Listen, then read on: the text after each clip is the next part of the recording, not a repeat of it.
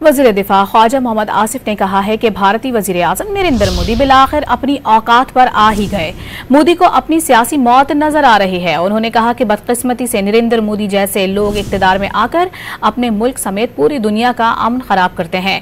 इस नौयत की एक मिसाल इजरायली वज़ीर आज़म नेतन्याहू हैं। वज़ीर दिफा ने मजीद कहा कि डिजिटल और साइबर वॉरफेयर में पाकिस्तान को भारत के खिलाफ काबिल कद्र कामयाबी हासिल हुई है। चंद घंटों के दौरान जो भारत के साथ किया उसकी मिसाल नहीं मिलती। उनका कहना था कि भारतीय अब तक सदमे में हैं कि उनके साथ ये हुआ क्या है। वज़ीर दिफा ख्वाजा मोहम्मद आसिफ ने कहा है कि भारतीय वज़ीर आज़म नरेंद्र मोदी बिलाखिर अपनी औकात पर आ ही गए। मोदी को अपनी सियासी मौत नजर आ रही है। उन्होंने कहा कि बदकिस्मती से नरेंद्र मोदी जैसे लोग इक़्तिदार में आकर अपने मुल्क समेत पूरी दुनिया का अमन खराब करते हैं। इस नौयत की एक मिसाल इजरायली वज़ीर आज़म नेतन्याहू हैं। वज़ीर दिफा ने मजीद कहा कि डिजिटल और साइबर वॉरफेयर में पाकिस्तान को भारत के खिलाफ काबिल कद्र कामयाबी हासिल हुई है।